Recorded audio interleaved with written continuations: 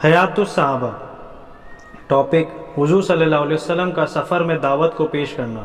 حضرت سعد رضی اللہ تعالیٰ عنہ رہبر بن کر حضور صلی اللہ علیہ وسلم کو رقبہ گھاٹی کے راستے سے لے کر گئے تھے۔ ان کے بیٹے کہتے ہیں، میرے والد نے مجھ سے یہ بیان فرمایا کہ حضور صلی اللہ علیہ وسلم ہمارے یہاں تشریف لائیں۔ آپ کے ساتھ حضرت ابوبکر رضی اللہ تعالیٰ عنہ بھی تھے۔ حضرت ابوبکر رضی اللہ تعالیٰ عنہ کی ایک دودھ پیتی بیٹی ہمارے یہاں دودھ پینے کے سلسلے میں رہتی تھی، اور حضور صلی اللہ علیہ وسلم چاہتے تھے کہ مدینے کا سفر چھوٹے راستے سے کریں، تو ان سے حضرت سعد نے عرض کیا کہ رقوبہ گھاٹی کے نیچے سے جو راستہ ہے وہ زیادہ قریب ہے، لیکن وہاں قبیلہ اسلم کے 2 ڈاکو رہتے ہیں جن کو مہانان کہا جاتا ہے۔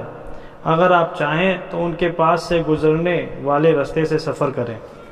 حضور صلی اللہ علیہ وسلم نے فرمایا، ان ڈاکوؤں والے راستوں سے ہمیں لے چلو۔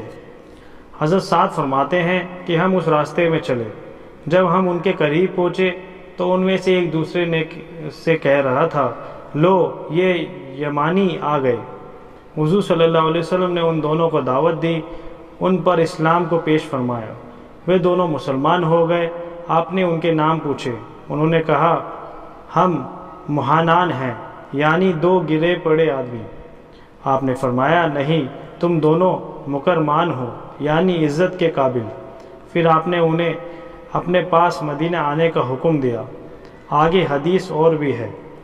حضرت ابن عمر رضی اللہ عنہ فرماتے ہیں کہ ہم ایک سفر میں حضور صلی اللہ علیہ وسلم کے ساتھ تھے۔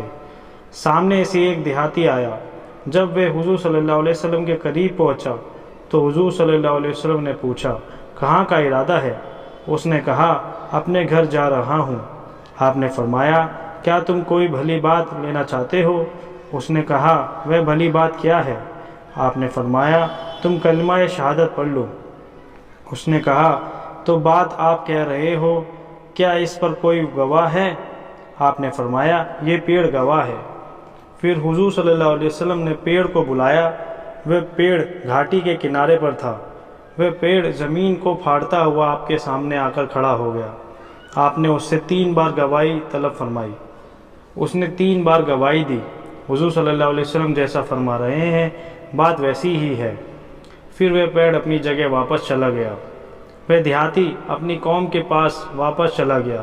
جاتے ہوئے اس نے حضور صلی اللہ علیہ وسلم سے یہ عرض کیا کہ اگر میری قوم والوں نے میری بات مان لی تو میں ان سب کو آپ کے پاس لے آؤں گا، ورنہ میں خود آپ کے پاس واپس آ جاؤں گا، آپ کے ساتھ رہا کروں گا۔ حضرت عاصم اسلامی رضی اللہ عنہ فرماتے ہیں کہ حضور صلی اللہ علیہ وسلم نے مکہ سے مدینہ کو ہجرت فرمائی۔